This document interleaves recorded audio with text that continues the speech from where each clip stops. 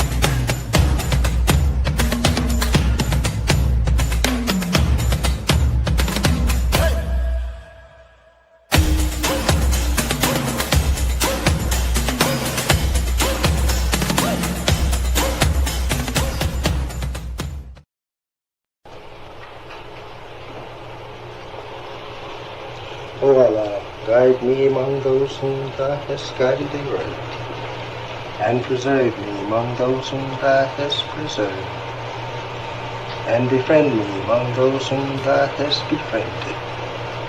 Bless me in whatsoever Thou dost grant me, and deliver me from the evil of what Thou hast judged. Surely Thou judgest, and none can judge against Thee, and he whom Thou befriendest is not disgraced. Blessed art Thou, O Lord, and exalted be Thee above what they set up besides Thee. I bear witness, nothing deserves to be served besides Thee, and I bear witness that Muhammad is Thy servant and apostle. Amen.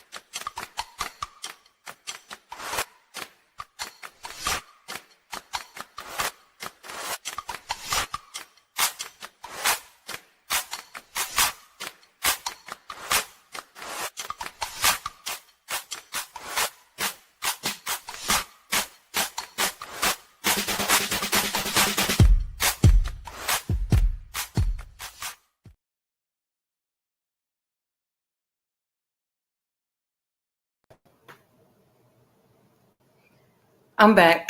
I was looking for something for y'all, but I didn't find it, so I'm just going to paraphrase it. But assalamu alaikum. We're back. You're tuned into the Sajda Wendy Muhammad YouTube channel, and I am your host, Sajda Wendy Muhammad. It's the Sajda channel. It's Sajda Morning Coffee Talks.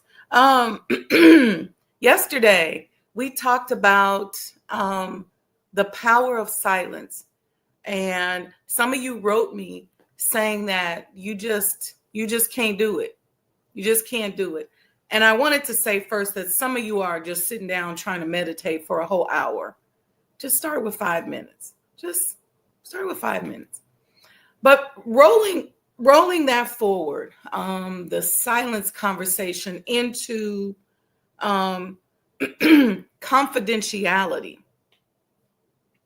is what I want to do today. But before we dive into confidentiality, I just want to say something and have a little bit of a segment first off in the show about confidentiality, and how if it's been done before, you can do it too. And this is why it's so important that we understand history, because when you're off by yourself, thinking that no one has ever done what you've done, you're this rugged individual, you thugging it out by yourself, it can be challenging. But I'm going to show you a video about the power of knowing that someone else has done it. I just want you to see this. And then we're going to come back, talk about it a little bit, and then dive into confidentiality. All right.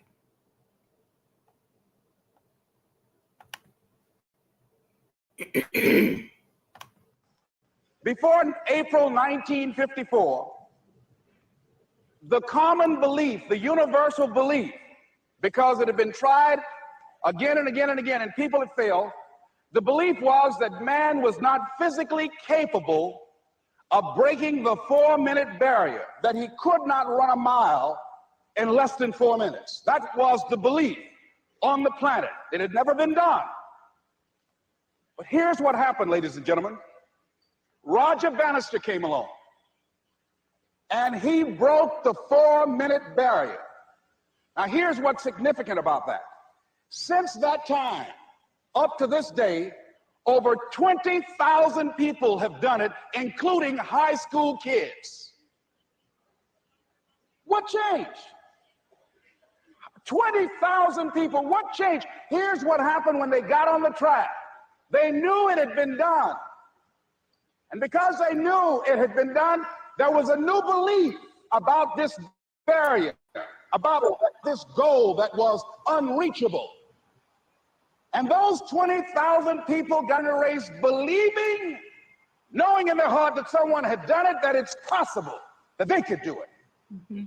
And I'm saying that if you know anybody that had some goal, some dream, something they wanted to do, and they did it, then I'm saying that you know in your heart that if someone has done it, then you can do it. It's possible. And that if someone can make their dream become a reality, that it's possible that you can make your dream become reality. And so as you begin to look at where you want to go, beginning to embrace that, it's possible. I'm blessed and highly favored. I've got a lot going for me. I got some good stuff in me. And it's possible that I can bring my greatness out here in the universe, that I can do what I want to do. It's possible I can write my own book. I can have my own business. I can take the trip and travel around the world. It's possible. I can bounce back from adversity and reinvent my life. It's possible. Regardless of where I am, but things can get better for me. It's possible.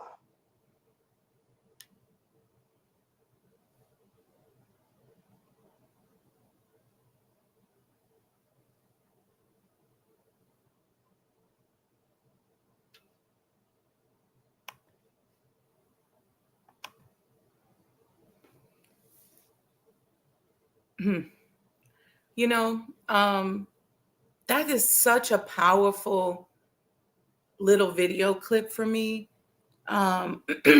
Because one of the things that if you take a coaching session with me, and that is that if there's something you're working on, it's very important that you're studying successful people, that you're having conversations around and centered around and with successful people.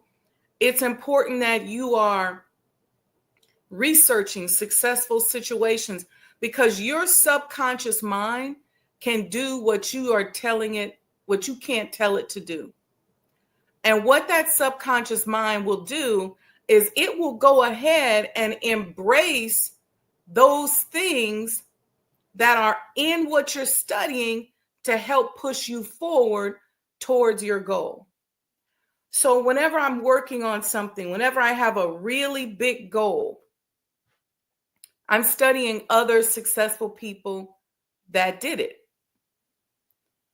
And if I can't find something specific, I'm studying other successful people who overcame an obstacle, or who pushed through fear, or who overcame haters or criminal people, who overcame ignorant people, whatever it is.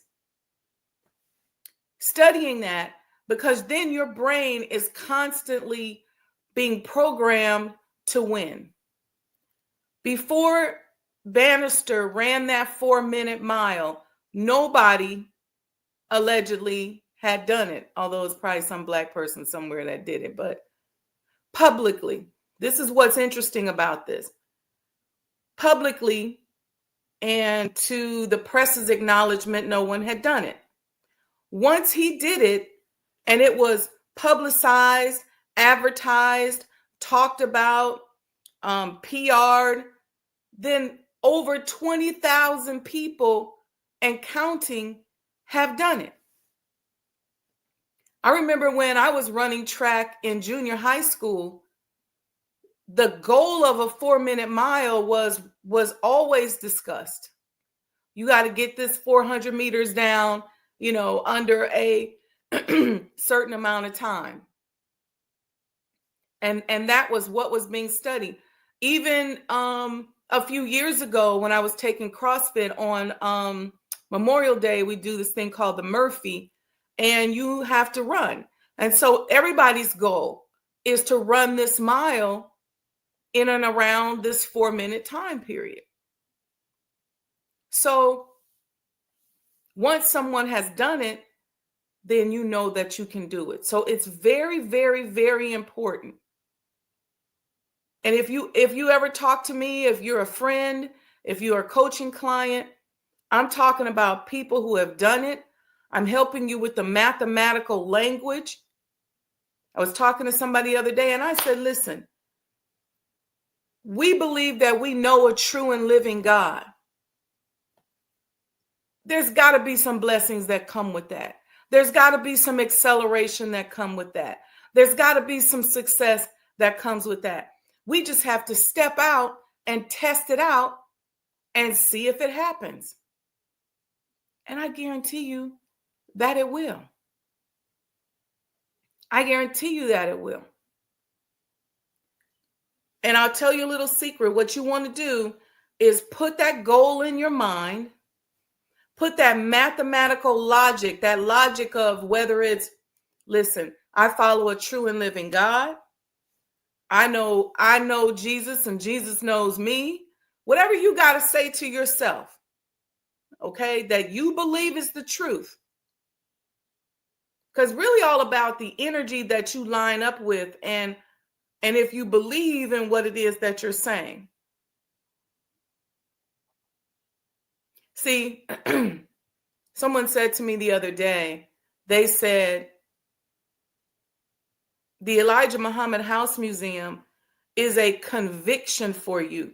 You really do believe. And I had never really thought of it like that. I never consciously thought, oh, it's because I believe. But it is because I believe, right? That's what's in my vibrational crawl. And then the other mathematical language. I was reading a letter that the Honorable Elijah Muhammad wrote. Let me say this without giving up. In other words, somebody had encouraged him to go after certain money. And I'm going to just throw it out here, whether it was a grant or some tax breaks or whatever. And they were jumping through hoops. That's the letter I was looking for when y'all went off air, but I couldn't find it, but I'm going to paraphrase it. Because I just read this letter and then I had just said it several years ago and I continued to say it. When somebody offered me a certain millions of dollars and said, you got to do some repackaging. And I said, I'll figure it out. It's been done before. I can do it. And if it ain't never been done before, I serve a true and living God. There's a mathematical formulary associated with submitting your will to do the will of Allah. And I'm so careful about people that I'm around, people who are sorcerers and mercenaries will come around you and say, well, you might not be able to do this, or what happens if you die, or how you feeling. Start trying to inject all kind of doubt. Those are very devilish people, and you have to be very careful. If somebody's not encouraging you and you're doing something that is very difficult or that is requiring all the aspects of your being, you want to be around people that are successful and that are encouraging you. And let me also say this, because this is sometimes what we have a tendency to do. We have a tendency to go, okay, I got to go into a shell to get something done. And sometimes that's true. We talked yesterday, sometimes you got to just go silent and dig in and go to work.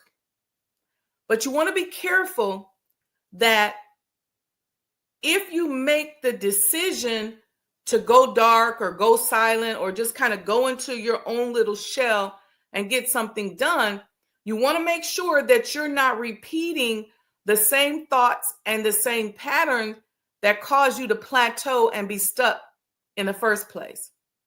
See, what happens as we're studying and we're moving, we plateau. And then what do we need? We need new data. We need new information. We need new mathematical formularies to take us to that next level. Okay? But what happens is sometimes when we get on the plateau, we go to ourselves. We go silent. We go dark. And we got to be careful because that could be dangerous. Sometimes it's necessary if you got just tasks that you got to get done. Sometimes it's like, look, I got to get this administrative stuff done. I can't do nothing else. Got to knock this stuff out. But sometimes, and I've been guilty of this, where I'm like, okay, let me just kind of go silent so I can think. But I have to be careful to make sure that I'm injecting the right additional information, the right additional mathematical formulas, because otherwise I'm just going to regurgitate my own thoughts. And it is my own thoughts, my own vibration that got me here to this plateau. And I need to say congratulations to myself. I'm proud of you, sis. But now, what additional data do I need? What additional information do I need? And this is where we move into this confidentiality conversation, because you want to have a relationship with someone that can just straighten up your crown. If you a brother, if you a king, straighten up your crown. If you a queen, straighten up your crown. You need that person in your life that's going to straighten up your crown. Exercise you, get that negative energy up out of you, get them demons up out of you, and help you to exercise your crown. But in order to have those types of relationships, we have to learn how to maintain confidentiality. We have to learn how to be the keepers of the secrets. There's a lot of stuff for me that I've discovered in my research in developing the museum. But I'm not broadcasting it. I may never say it. Some things may be said if they're placed in context. Some things I'll never say. But knowing how to be the keepers of the secret, there's something spiritual to that. I believe there's a quote from, it's either the minister or the messenger, about being able to keep secrets. It's important. I remember our sister, Safia, when she trained us to work at the palace. I remember her looking at me and saying, you see, but you don't see. You hear, but you don't hear. And I had a bit of an understanding of that, having been in finance and accounting, because you learn to look at numbers and you learn to look at situations, but you're not necessarily judging or internalizing it or even memorizing it so you can put it out there to the world. It's just a number. You're analyzing it. You're doing what you have to do with it. You're understanding it in the context of what it is, but it's not something that you're putting out there. And for me, a person who is highly intuitive, I usually hear what's not being heard. I can pick up on conversations that somebody's had, even when they just come around me. I can tell from their vibration. But I made a promise to Allah in or around October 1990. And I don't talk about this much, but I'm going to share this because I want you to understand where I'm coming from when I talk about understanding the power of confidentiality. Because, see, nobody should talk to you thinking that you are going to be telling all of their business. Nobody should talk to you thinking that you're about to broadcast everything about them. And as a accountant, especially as a business consultant, I'm going to tell you a couple stories that support this theory and what I'm talking about, especially in business and especially in certain types of business. But this promise in 1990 that I made, I was actually sitting in the mosque number 74 on Sherman Drive in Indianapolis, Indiana. And I've always been a person that picks up on energy. I've always been a person that receives downloads.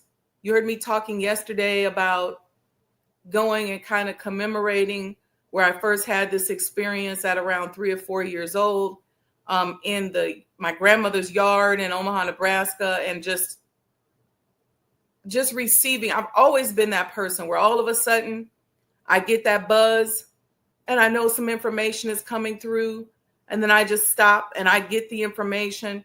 As a young child, I didn't do anything with it. I would just stop and it would come in. Later on, as a young adult, I started to document. Much of the book that's coming out are downloads around business. Now I'm able to get it and sort it and kind of understand a little bit, get more comfortable with it. But sitting there, I remember I had one of those moments. I was walking in, I had come out of check post, and normally I'm always, we were always on post or had to do something. But for some reason this day, I wasn't on post. And I sat down in the audience, and the buzzing was coming really heavily. And I knew, obviously from past experience, since I was 3 or 4 years old, that some information was coming in. And it wasn't something that I was very comfortable talking about. So I wouldn't just go and tell somebody. I wasn't at home where I could just go and meditate. I literally was at the mosque. And I don't remember what came through, but I do remember what my response was to it. You heard me talking yesterday about my grandmother, and I think you may have heard me talk about she had some pretty strong psychic abilities. But I always felt like she was mean with it. Sorry, Mom. She was mean. I just thought she was mean with her psychic ability. But I also thought it was so powerful, because I just remember being in the house with her, and I would be thinking something and then she would say it. Or sitting on the couch reading the hymnals with her. We're always reading about the Father, the Son, and the Holy Ghost, the trilogy, always. And I remember sitting there and thinking something, and she would break the silence in the room and say it. Or we'd be watching Reverend Ike and she would say something. And so I learned that she could pick up on thoughts. And obviously, you know, the relationship between a grandchild and a grandparent is different from the children, because I think what happens with the grandparents is that by the time they get a little bit older, they've calmed down, they've learned. It's just a different kind of vibration, right? And so I had that luxury of that vibration, but just operating on that metaphysical level with her. And I had an auntie cousin. I have an auntie cousin. Y'all know how we are as Black people. She's auntie cousin. And she would also have these metaphysical conversations with me. And I would see what they call apparitions or ghosts, and she would acknowledge it or have these conversations with me. So I was kind of living a little bit in this world. So when I sat there in the mosque in 1990, I said to Allah, I said, if you give me this gift, that gift, and I was referring to the gift of my grandmother, in a deeper, stronger way, I will use it for you. If you give me that gift, I will use it for you. And I just kept saying that. And I said, and I'm not going to judge. I will maintain confidentiality. I won't make a move based on my egoic interpretation of what you give me. But if you give me that gift, I will do my best to use it for you. I made that promise. And I can honestly say that ever since that moment, Allah has been working with me to develop and use that gift, and more downloads and things like that that would come in. And it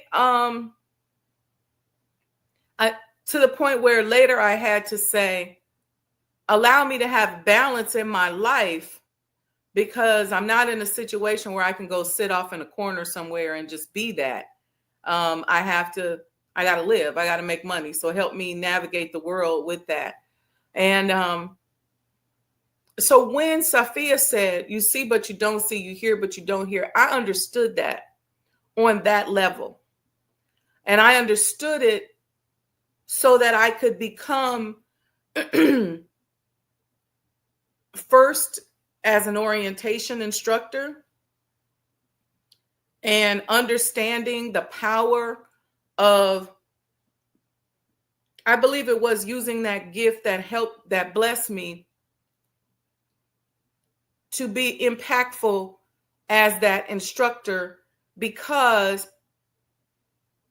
I could see and I could hear things that were not necessarily being presented, and I could use that to help awaken or nudge or ignite the God in somebody so that Allah could then take over. Because we have people that come to us from all walks of life. And it's one of those kind of things when you're trying to awaken the God within, you can't cookie cutter it. Some people are different and they come from different backgrounds, and it takes different things to awaken the God in them. But you got to go to that God place yourself and connect with the God in that person, and then that God will awaken.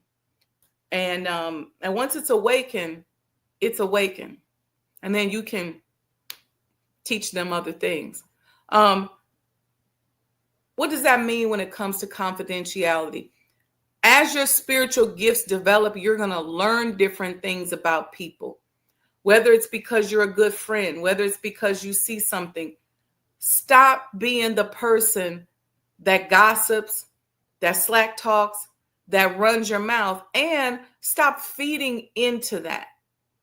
Why do we do that? Because we find deceptively intelligent ways to gossip and to slack talk, like we're just giving information. Oh, what happened with so-and-so, so-and-so? Oh, this happened. And in your mind, you're just giving information. When in fact, what you're doing is you're really just gossiping. And you're using deceptive intelligence to disguise the gossip. So be careful about feeding into that. If somebody asks me a question about somebody, if I'm talking to someone and they want to know some information, I will literally right there in their face think those 5 times before I respond. Because not only do I not want to respond in the incorrect way, I don't want to respond in a correct way that then gives them fuel to go and gossip about that person. So confidentiality is critical, especially in business. For those of us that are business developers, advisors, and coaches, I rarely post my clients on social media. And if I do post them, you don't know if they're my clients or not. And if I do post them, you don't know what I've worked on with them. And understanding and having that level of confidentiality and knowing how to respond to questions has put me in places at tables that I could never have prayed for. So when you go into some of these high level business advisory conversations and they're testing you to see if you're going to share their information. Why is this important? Because I've had clients who are publicly traded companies, some that are trying to go public, some that just don't want certain information out because they don't want to impact their employees. And so they're constantly testing you to see if you're going to be in the break room talking about confidential things to their employees, if you're going to be out here on social media posting things. So they comb your social media for that. And when they comb your social media, they want to make sure you're human, but they don't want to see their information. And the reason why they know that they will see their information is if they see other clients' information. Same thing as if you're an attorney or, a doctor. There's what they call HIPAA compliance and stuff like that. There's attorney-client privilege. But if you are a person that talks too much, I guarantee you're on the road to get yourself in trouble. I was just dealing with someone the other day. And let me give y'all a hint about something that's going on out here in the business world. Generally, under Democratic presidents or Democratic government terms, the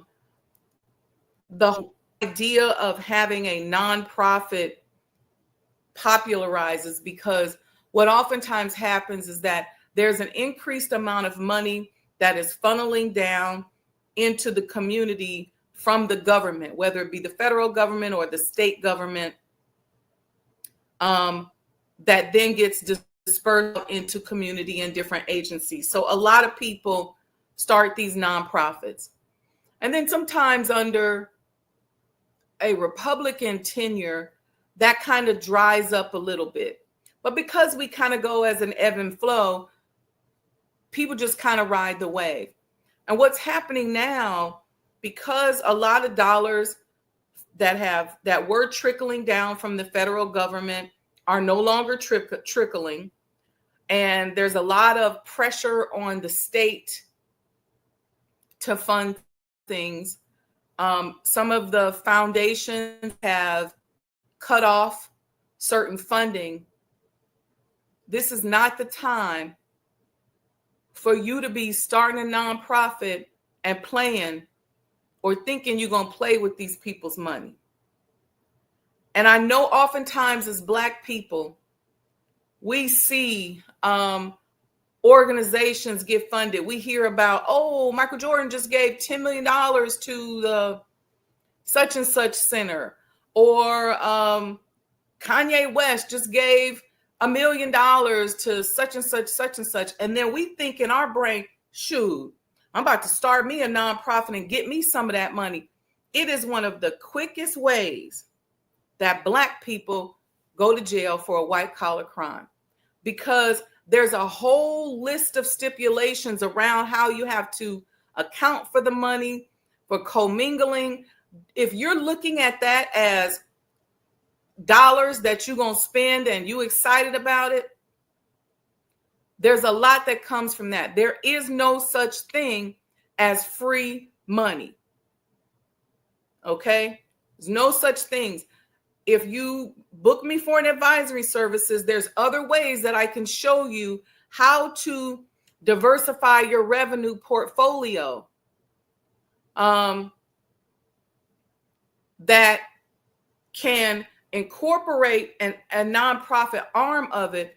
But don't you jump up there and just rush and go get your 501c3 and be out here taking donations thinking that because you've seen somebody else do it. And especially in this climate, because now that the nonprofit world is scrapping for dollars, anybody that don't look right, if you start a nonprofit in an area that don't got nothing to do with what you do, if you're just doing it just to be doing it, people snuff that out and they spot that out and they will report you. And every state government, the Attorney General has a division for charitable nonprofit trusts. They all have different names.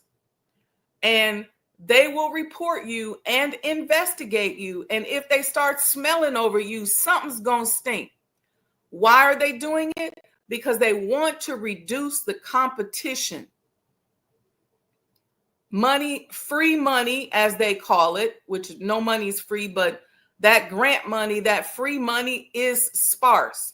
And so you want to be very careful right now about jumping into that game, especially if you're jumping into the game and it's for something that you have nothing to do with. If you're not a veteran, then don't start no nonprofit for veterans, right? Not right now. Because all these other people that really are veterans that have these nonprofits, as soon as you look crazy, that charitable division of the Attorney General is going to come at you. So be very careful. And we can do a consultation around how to help you be more palatable, how to help you keep yourself safe, how to really tweak the mindset so that you begin to set up different revenue streams for your organization. I see you, Sister Monica. She said, I bear witness. You very cautiously redirect questions you are asked where an answer isn't warranted. Yeah, yes, I do. Yeah, she said nonprofit, non-compliance will send you straight to federal prison. Let me tell you, it happens so much. And I can't speak on people that I know or clients that I know, but I'm just telling y'all right now, be careful. There are other ways to generate revenue. Just because you hear a lot of gloom and doom in the news doesn't necessarily mean that there's no money out here and that money is not flowing. It's just flowing differently. And so what this administration has done has changed the streams of revenue. And we could talk about that in your coaching session. But going back to what Sister Monica just said actually about me. She said, I bear witness, you very cautiously redirect questions you are asked where an answer isn't warranted. Be mindful. We're going to start getting questions about things that are sensitive. Those of us that are in the nation, there's all kinds of scrutiny. You got people out here. And let me say this. And I covered this in my book. This just came to me. As Black people and entrepreneurs, we've had all kinds of antitrust and anti-competitive things placed in our way that impact our ability to generate independent revenue. As Black Muslims, it's even more. And I have a chapter in my book where I talk about the economic impact to America because they don't enforce these antitrust and anti-competitive violations that are strategized and that are put up against us. I'm sorry, I'm looking for the right word for that. Because they don't enforce that, it is one of the leading causes to the fall of the dollar and the fall of America. They can change or cushion some of what they're going through if they would stop allowing people to discriminate against us. So here's what happens to Black people when that happens, okay? I'll take somebody like myself. I've been blessed to have some incredible credentials. Allah did that. I didn't do it. My resume, my background will stack up against any CEO, COO that you will meet, hands down. But because of these anti-competitive and anti-trust violations that are oftentimes directed towards Black Muslims in business, the revenue don't always match up with the credentials like it would if we were from another country. It already don't match up as a Black person, but for me as a Black woman Muslim, it don't always match up. And so people judge that. Dead people judge that. And so they say, oh, well, if she's all that, then how come she ain't worth $100 million? If this background is all of that, then I'm better because I don't got no background and I got more money. I want to caution us against that kind of thing. Because when you think like that, that means you're playing checkers and not chess. And I'm going to leave it there because this society makes you think that you can pocket watch and clock dollars. And here's where the confidentiality comes in. You over here pocket watching and clocking dollars and using your elementary limited experience judgment to place a package or a jacket on somebody whose enemies are not the same as yours. I know that went over some of y'all's heads. I'm going to let y'all think about that. Let me know in the comments if you got it. See, and this is no offense. I'm not trying to be demeaning to anybody, but if you work a job every day, and this can be used as strategy, go get you a job. Maybe you fly under the radar, but you saving up for your big business. It may buy you some time. But when your enemies know that you've been educated a certain way, you have certain experience and certain background, you know certain things, your enemies get bigger. And so my enemies may be bigger than your enemies because of the responsibility that Allah placed on me. And then once, or I won't even say bigger, they just may be different, right? Your enemies match your level and match your responsibility and your experience. So what happens in our community We're very judgmental. And so we judge that person. Let's say you got somebody in your family who can sing. Oh my God, they can sing. They are powerful. And what you believe goes along with having a great voice is being famous. You're like, they can sing better than Beyonce. So in your mind, the checkers that you're playing, you think because they got this voice, they should be bigger than Whitney. They should be bigger than Mariah. They should be bigger or as big as Beyonce, Diana Ross, whoever you're thinking of. That's the way your mind thinks. But that person with the great voice may be saying, it's better for me to stay at this level and maintain my sovereignty. I get to write my own songs. I get to keep most of the money that I'm making. Whatever comes with that sovereignty, that may be more important to them. But you don't see that, and you may not understand that.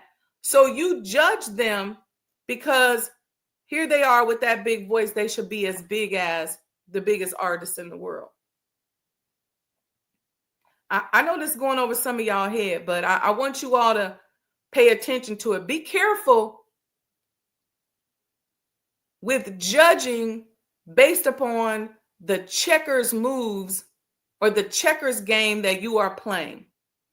Until you start playing chess, where you're thinking 5 moves ahead, you're thinking strategically, until you start operating like that, suspend your judgment. See, I see that as confidentiality. That, to me, that's a department of confidentiality, is not being so judgmental. If somebody comes to me for help, I'm not looking at them like, well, they can't be shit because they're asking me for help. Never do I do that. I then understand that perhaps whatever enemy they are facing is blocking them, and this is my opportunity to help them go around that obstacle and keep going. Let me know if you have any questions about that, if you get this or not. But that is a department of confidentiality. So when people come to you, let me tell you something. I love helping people solve problems. I get the biggest kick out of it, the high out of it. You know, I have this concept where I say, look, every problem is just a math problem. Let's go. I love helping people with that. I love helping people get to the next level. I have a saying, I paid for this experience with my blood, sweat, and tears. So some of y'all don't have to pay the price. You don't got to pay the premium. You got to pay a little bit. Some of y'all getting it for free. Just if you like and subscribe to this channel. Thank you, sis. Yeah, that's a department of confidentiality. Not judging and broadcasting everything about somebody. And some of us, when we support somebody or we see something wrong with somebody, we identify them with that problem and we say it over and over and over again. A person could have asked you for something 20 years ago. And we still looking at people like that. Let me tell you, when I moved, prior to moving to Maryland temporarily to build the hospitals and the clinics and the spas, I have been traveling.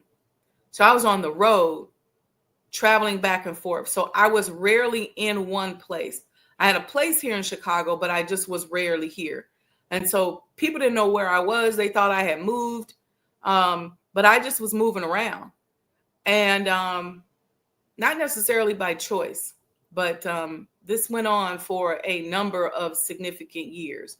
And then once I relocated temporarily to Maryland, that's when I started doing a lot of international travel. So I still wasn't steady. And then when I got steady and would put my feet on the ground, I was building. Okay. So when I moved back to Chicago to build and develop um, the Elijah Muhammad House and expand the mind of an entrepreneur brand and kind of get back to my consulting roots, some people had not seen me since I was starving. Some people had not seen me. Let me say it this way. I'm so about resurrection and evolution that I'm not even the same person that I was when I woke up this morning at 4:30.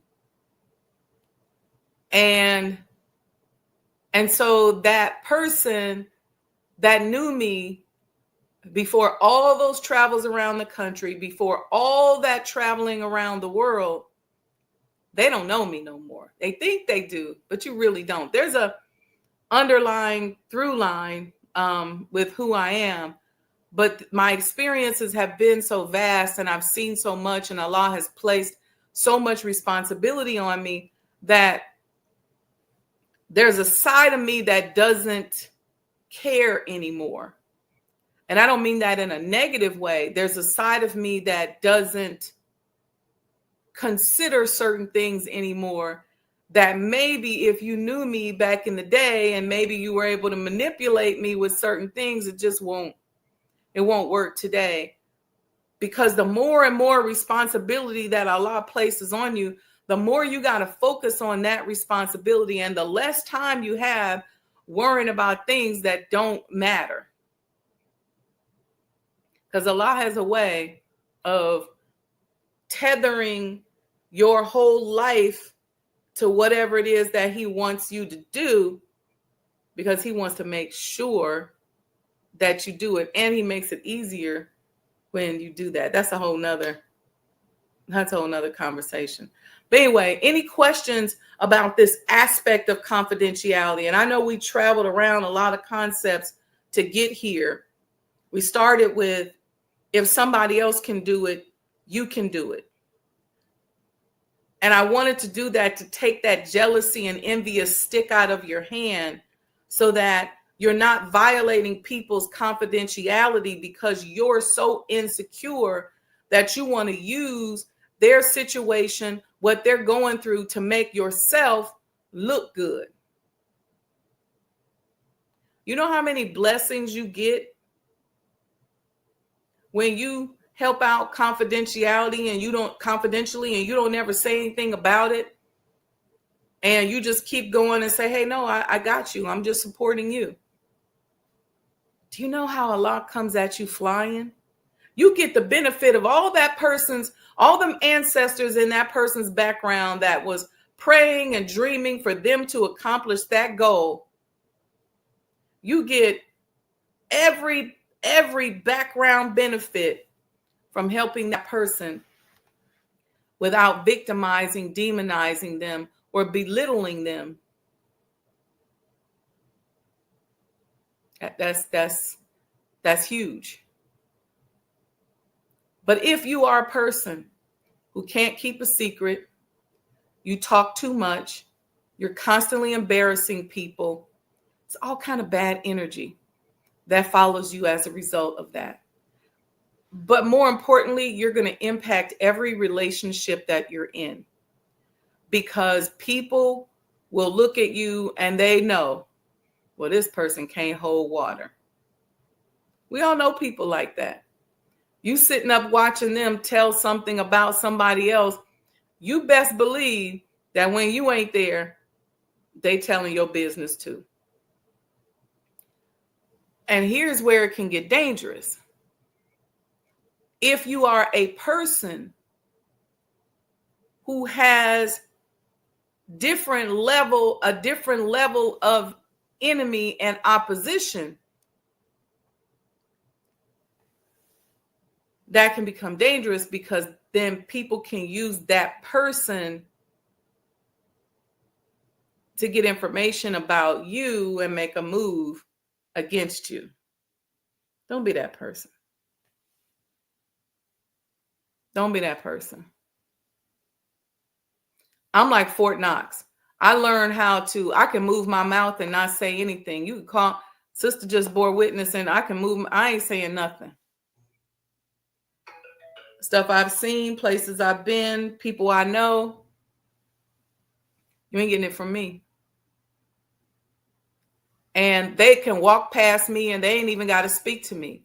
They can walk past me and know I ain't saying nothing.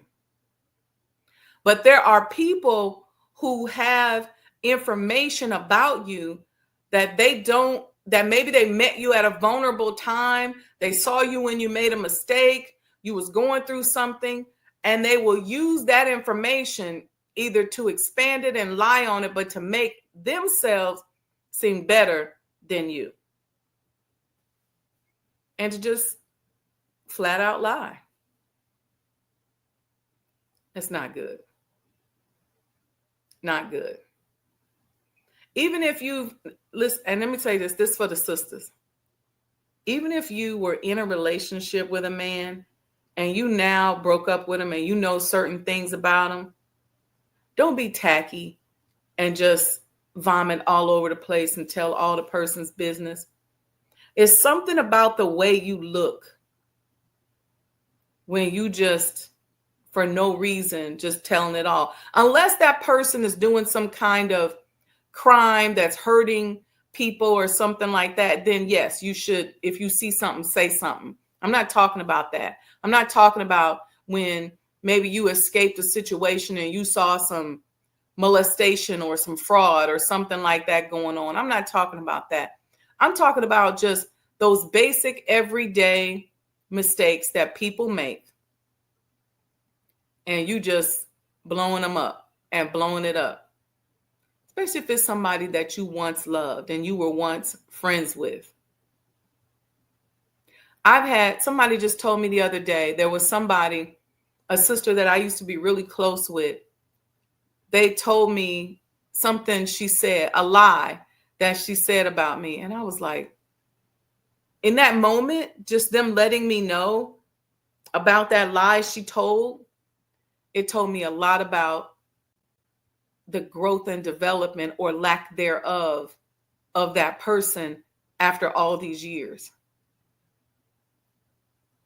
And I said to the person who told me, I said, you know what? I said, I would never say anything disparaging about her. I said, since you told me that you know her and we've been talking and you asked me a question about her, I've only given you the traits and attributes about her as a sister that I believe will be beneficial to y'all relationship. You ain't never heard me talking about who she dated, who she liked back in the day, how she was, what she used to do. And the person's nodding their head. I said, but not only did she try to do that with you, I said, it's really irrelevant. It's a non-factor to me because it's stuff from way back in the day. I said, but then she lied. I said, so you judge. I was trying to protect her character because I could sense that you were trying to find out something, but she told you who she was by the lie she told on me. So be careful. Be very careful. That's why when somebody come to you and they trying to, this last thing I'm going to say, then we're going to go. This is for single sisters out here. You meet a brother and he's talking, just be quiet and let him talk. And you can listen and you can hear. You can listen and hear and you can see how is he with secrets? How is he with information? I'm just saying.